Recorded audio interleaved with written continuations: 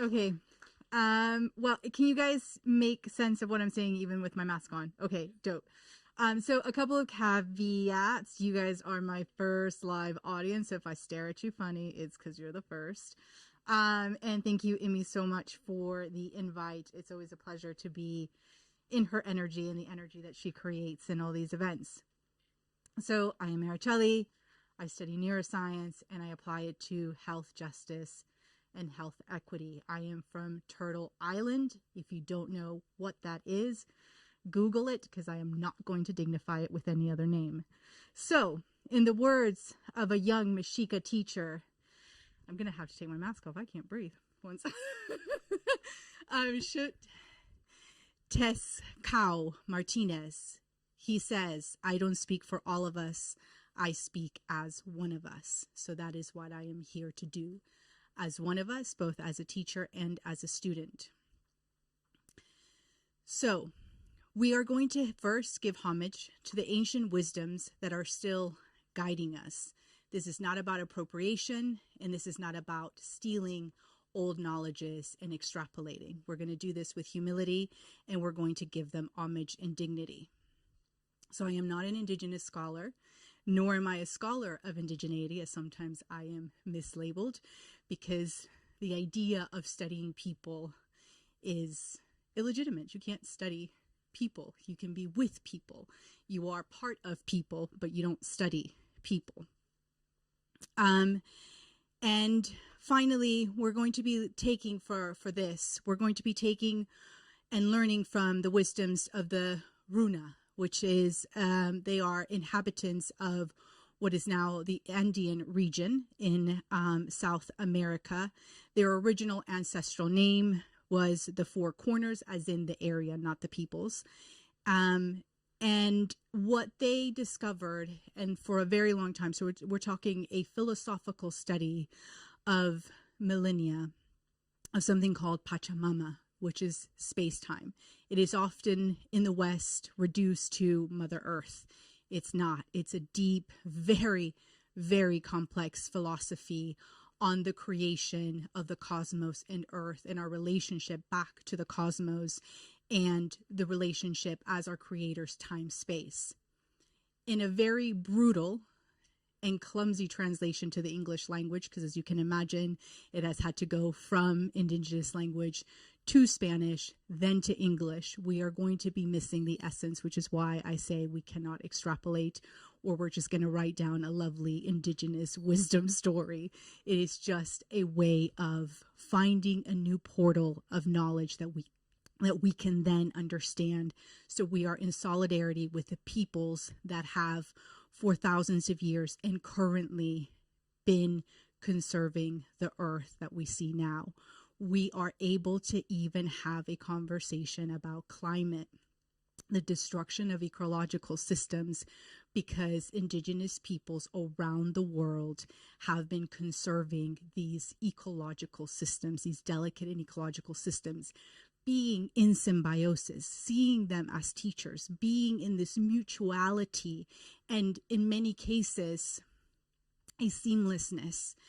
An Indigenous scholar from New Zealand described it, I am not in relationship with river, I am the river. That is how seamless this relationship can and should be. In the West, and if you are like me, who was unlucky of being yanked from peoples, from culture, from community because of colonialism, we are trying to reconnect. That reconnection is so important in understanding ourselves as humans. Like, what is human? What is being human? What is our role in relationship with the rest of the ecosystem? Indy talked about community, but community doesn't end between humans. It goes into all other beingness, including air, water, soil. They are also beings, and their beingness is being taken when we pollute the air, or when we see a river as a transport system or a dumping site. We take away the beingness of that river. That river no longer is a place of recreation, of thirst quenching, of spiritual revival, as it is for so many cultures.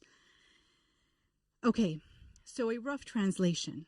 Time giving us an infinite continuum of opportunity and space, giving us a specific time to create and to live. So it's very difficult to really distinguish between time and space. We experience them both interconnected and simultaneously. So why did that inspire me when I got asked by Emmy about the home? The reason is because the home is just that. It is time space. It is sacred because of all the activities that happen within a home. And sacred is a funny word because it's the only word in English that can come to explaining something that shouldn't be touched. It should be off limits. It should not be for profit. There are probably better words, but the English language doesn't provide them. So we go with sacred. But I'm not referring it from a religiosity or a Christian-based epistemology. So what do we do in a home? This is interactive. What do we do in a home? That is the essence of our beingness. No, that's not an essence of our beingness. Sorry. What do we do in the home that gives us our essence of beingness? Huh? Yes. What are other things that go with the live part, the living part? Yes. Rest. What else? Caring. Yes, we do. We care. We create revolutions in homes, and we care and move the next generations forward in homes. What else do we do? Yes, we do. Very much so. We bond, don't we, in the home? Yes, we love. That's so important. We love. And love not in the Western Greek way of 4 different types of love. Love is actually very simple. Love is the fact that the water provides us with hydration and the tree provides us with clean air without asking anything for return. That's what love is. That's all it is, and yet it is everything. So we love. Dream. Yes, we do. We cultivate our imaginations, but you got to rest first to then cultivate the imagination. I'm not going to get into the neuroscience of that, but you need sleep. Then what else do we do? There's another one. Huh? Somebody, yes, ma'am, in the glasses.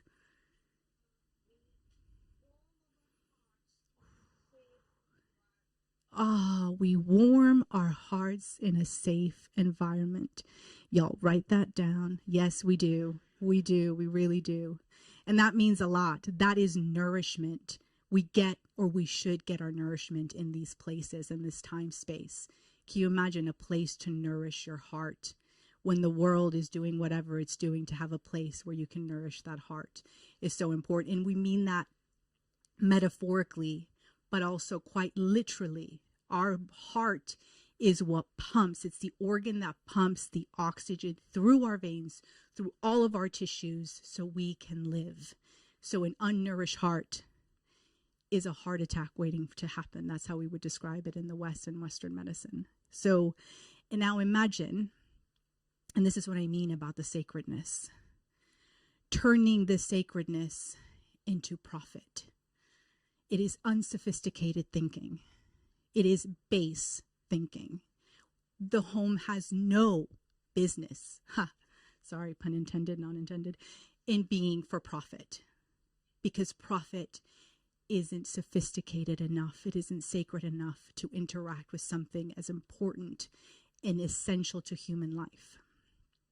Y'all make of what you want. Amy said y'all can disagree, not disagree with some of the things coming out of my mouth. And other ways that we can observe this time-space phenomena, we can see it in the big moments and the little moments. So in an evolutionary time perspective, we don't know how, but somewhere down the line, as far as Turtle Island philosophy goes, is that stardust, we came from the stars, we came down. With it came oxygen. That goes into the Western side. Oxygen somehow transported from the stars on Earth. It got captured by cyanobacteria or blue algae, one of them known as spirulina, a very sacred food to my people, now sold in Holland and Barrett for the consumption of white middle class people. Anyway, so spirulina then was what transported and allowed for the complexity and vastness that we see now. So spirulina is a creator. It's a holder of time and space. So again, when we're looking at a leaf, when we're looking at a tree, when we're looking at a river, we are seeing time, space in action because they provide those moments and those opportunities. So again, when we pollute, and I hear it all the time of, well, Araceli, how are we going to get progress? Well, you can't get progress if you're dead or sick. So let's make the progress about integrating and interrelating with nature rather than how many satellites we can launch to outer space, which, by the way, a lot of the satellite sites are on sacred indigenous sites. And a scholar that I listen to a lot, Nick Estes, said, isn't it ironic that the West has created these satellites on the sacred sites of Hawaii Island to study itself rather than conserving itself? Something to think about. Okay, so what does this mean now for the home?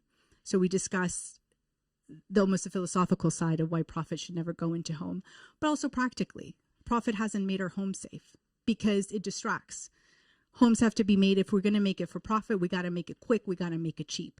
Those cheap materials contaminate our indoor air on a daily basis, contributing to allergies, contributing to respiratory illnesses, contributing to the quality of our sleep. How are we going to nourish our heart if we can't even rest our heart? So that's what I mean about the distraction and why it has no business coming together with the home.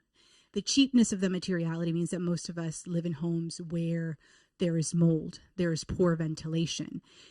Interestingly, because again, it's for profit, the rents are going up. We are trying to cram ourselves into smaller and smaller space, literally taking away our time, space. So where are we going to have those imaginations? Where are we going to have those revolutionary talks if our time, space is being taken?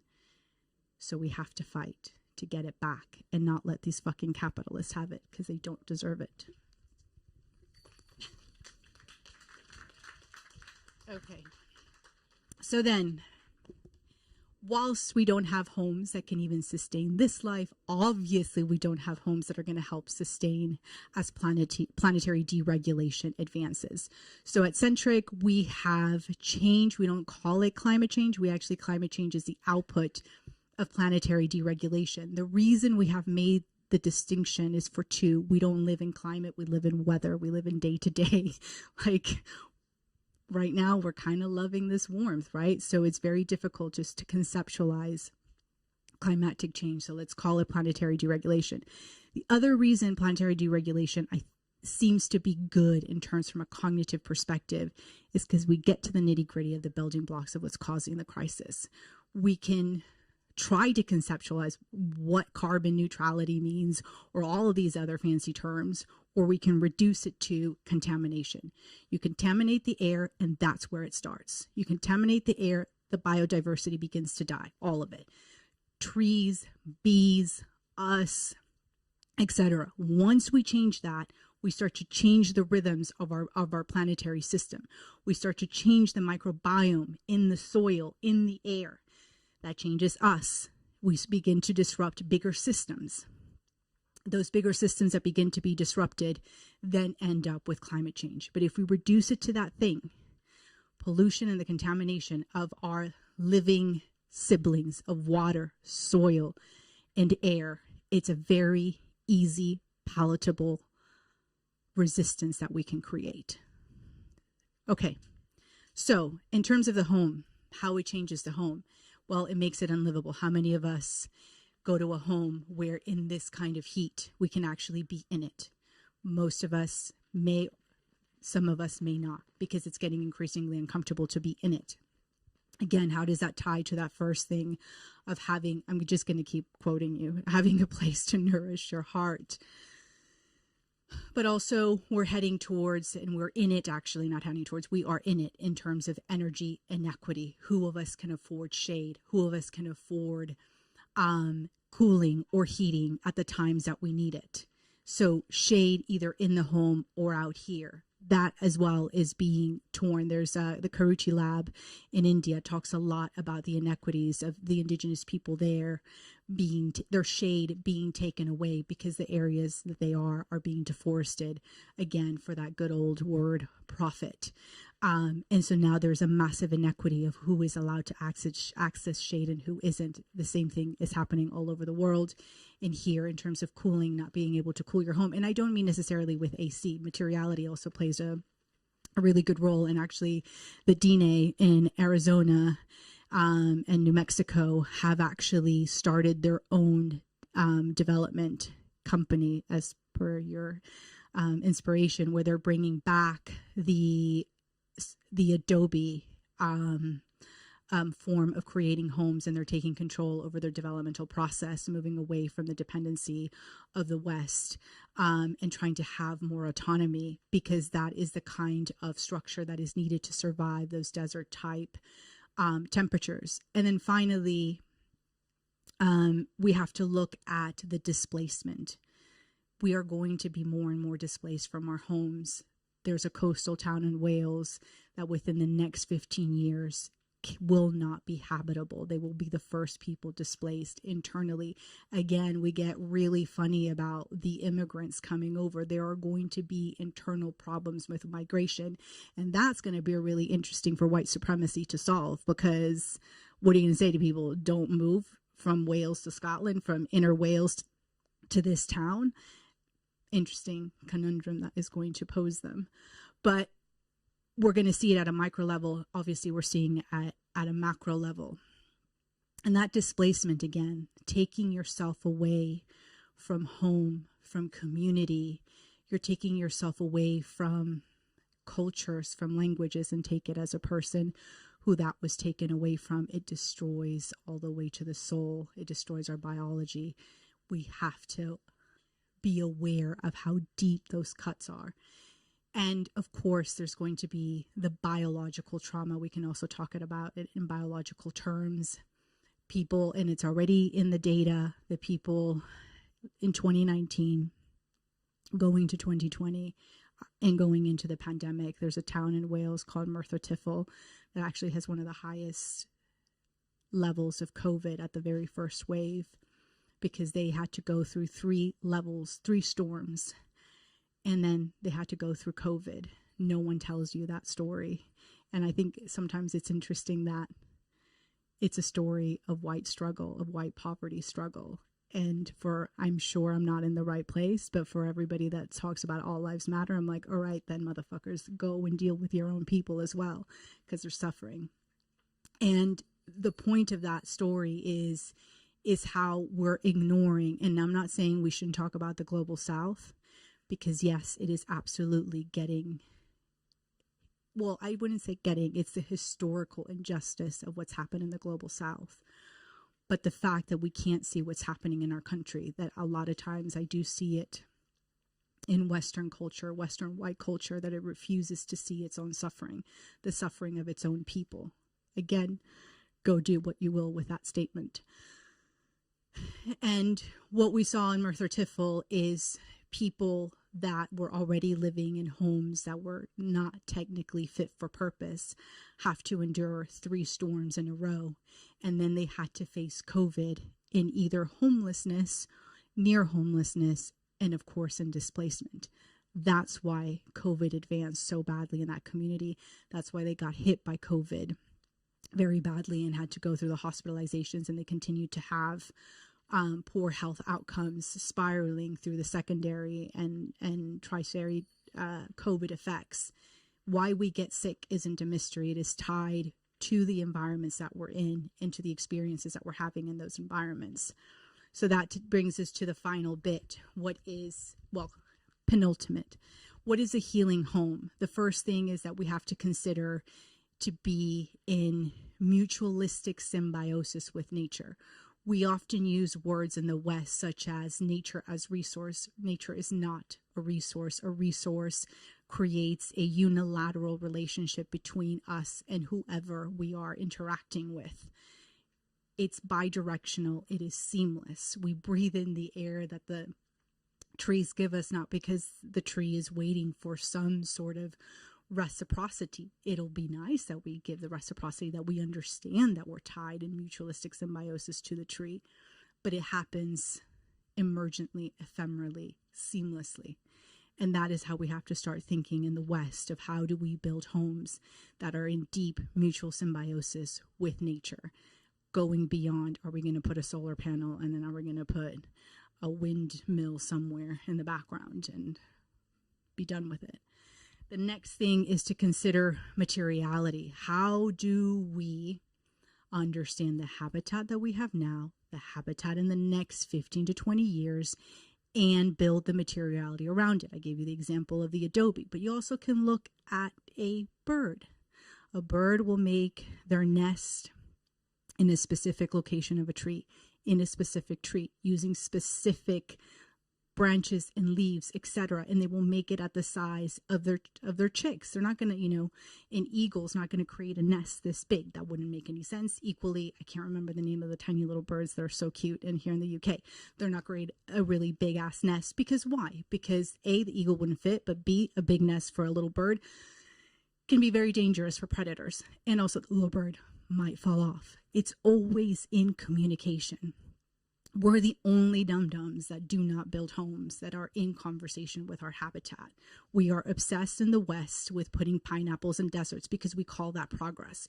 We call that human intellect. We call that human imagination. It's not. It's dumb. I'm sorry, but it just is. Grow a pineapple where it's supposed to and let it flourish. And also let her be autonomous, because that's the other obsession that we have in the West. We're like, oh no, but look at the human intelligence. We're growing a pineapple in the desert and we take the autonomy of the pineapple away. It's now completely codependent. That's not what I mean. I don't mean a codependence. Let her flourish. Let her teach you. Let her then, because if you let her teach you, if you let her have autonomy, she can come back and be sweet and full of goodness that's going to nourish you. I don't know what a pineapple in a desert is going to do for you, but I doubt that it's going to have high levels of vitamin C and be really good for you, because you've taken away the essence of the pineapple. Anyway, done with that metaphor. But we have to consider that immateriality. Where are you building? Where is the wind coming from? And the sun? Who's going to come in? One of the things that we're not considering is that more and more we're going to be living transgenerationally in homes. We're going to have to. Capitalism actually was the one that encouraged everybody go and have your home. Your mom lives here, your uncle lives there, et cetera, et cetera. That's not actually good for, in terms of our beingness and our nourishment, to just be dependent, as Indy said, solely on the self in building that community. So what does that look like? The next thing is that we need the elements such as thermal comfort. We need quiet, right? We need quiet to be able to think, to imagine, to rest, to sleep, to nourish. Quietness is something that, again, is not very well studied in the West, of how important it is for nourishment, mentally, physically, just to hear nothing. Obviously, sometimes it's good to hear. Thank you, Emmy, for the space. But sometimes it is good to be quiet, which, speaking of quiet, I've been talking too much. So let me break there. Does anybody have any questions, comments, add anything else for a healing home? Actually, yeah. What else goes part into the healing home? A home that heals. Yes, we need food. Yes, we absolutely need food. And we need the right tools to be able to create that food, and the security that it will always be there, and our autonomy to access it. Because again, in the system that we live in, we don't even have the autonomy over our food. We have a middleman. Like, I got into a little bit of a squabble with my dad as we debate these things, and he's like, oh, he calls me Chelly or Palusa, and he's like, money doesn't grow on trees. And I'm like, okay, person of your age. I was like, but you know what does grow on trees? Food, air, shelter. So we don't need the middleman. But we've been taken, just like that pineapple in the desert. Our autonomy has been taken. Any other suggestions for a healing home?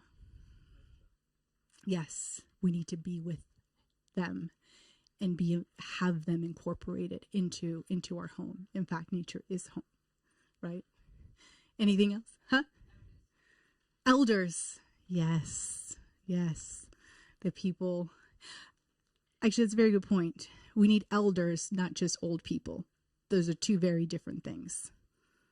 Again, I will let you think on that one. Yes, of course. I think we should have the right to expect all the silence that we need. But that comes with materiality, right? How do we do that? How do we do that with dignity? That we give everybody that time space. Again, the West pushes us through austerity and it pushes us through scarcity. But billions and billions of bacteria live on this earth, billions of ants and insects. We have such abundance of everything on this earth. Nothing is limitless. We just got to know how to do it. Okay, now moving now to, I promise you, to the very last point. Emmy, please tell me if I'm, when I'm at 5. So how do we do this at Centric? So we build tools in hopes that they help communities. So we work a lot directly with communities. So our ears are on the ground and we're building tools that they are requesting that we see are needed, because either it will help them against the gaslighting, it will help them, provide them with information that they need to build their cases, to build whatever next step it is that they want or that they need. And one of them is right to know. And right to know is where the term biological inequity came from. It is the picking of the baton from the weathering effect that came out in the 1990s to describe why those racialized as Black were being, had higher levels of certain diseases, but also why their lifespans were shorter. And no, it's not because of the color of their skin or genetics. It's because of where they are forced to live. And so we took that and then took some inspiration from Professor Bullard, who is the godfather of environmental injustice or environmental justice. He coined those terms and created maps of the UK that you can see where they coalesce of air, noise, light, and thermal pollution. And what does that mean for your health? We didn't do that just to be voyeuristic or create panic. It's because a lot of communities, they know, they can tell you, I'm in an area of high levels of air, noise, light pollution.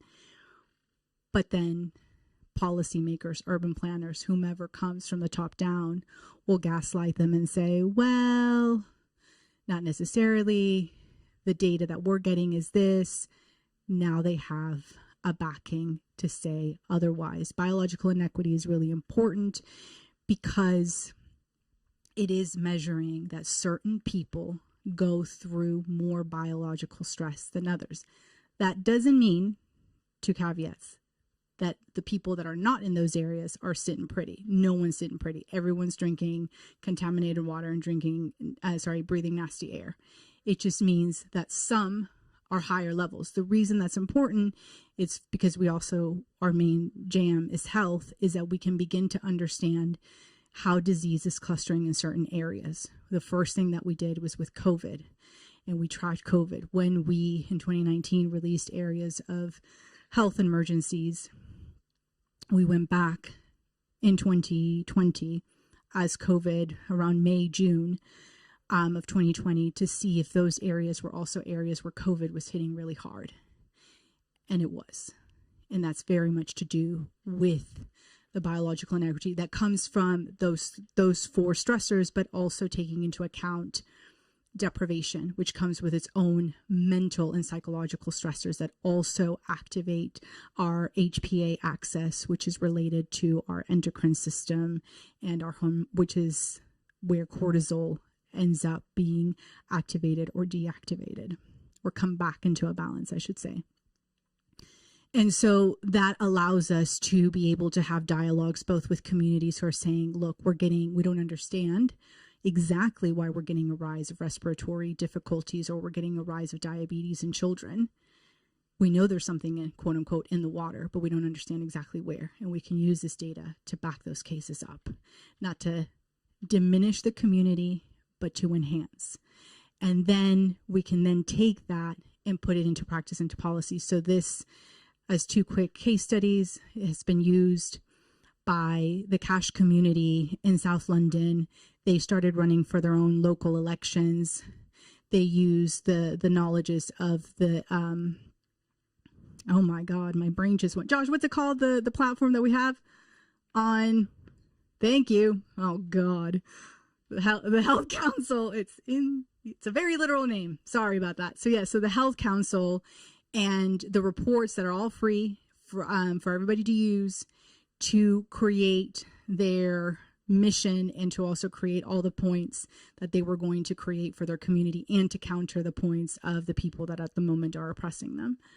But it's also been used as well for people making cases for their own communities, to go, yes, we are living in an area of biological inequity. We don't want your contamination. We can't deal with more air pollution or more pollutants that come from whatever it is that you want to construct or do in this area. And we just hope that we can continue to do that work, be able to work more and more with communities and having that dialogue of where they're dialoguing with powers that be. And then coming up, we have a GP roundtable that we're going to be doing towards the end of the year to start having the dialogue with GPs and going, don't just like, because we're hearing it from communities that are experiencing high levels of air pollution, where they're being told, like this lady in Tower Hamlets, her constituents, she was the ones that were getting pregnant, they were being told to stop smoking, and that was the campaign down Tower Hamlets, where they were like telling pregnant women to stop smoking because they thought that the birth abnormalities and the level of miscarriages and then and the birth difficulties were coming because all of a sudden mothers were starting to smoke in Tower Hamlets. It's the air pollution, that the air pollution is that bad around Tower Hamlets. But the GPs, unfortunately, not yet, are putting the 2 and 2 together. And then we had another case of a young campaigner in Cash who was telling us his story of he started having respiratory problems. He also got asked that question, do you smoke? Does anybody in your household smoke? And obviously he said no. And that was it. That was the end of the conversation. There's a construction site right next to his house. That question wasn't asked. And then also when Cash was asked by the GPs, can you help us out and maybe write a letter and start tagging how many people are coming to the GP with these respiratory illnesses, they got met with a wall. So we are going to start talking to GPs about that symbiotic relationship to having with the community and the environment. So we're not just throwing our hands up and going, I just don't even understand why we got sick. Exactly like we did with COVID. It's your genes or it's bad luck. But it's not. Sorry, I'm getting told to wind it down. Okay, that's it. Thanks.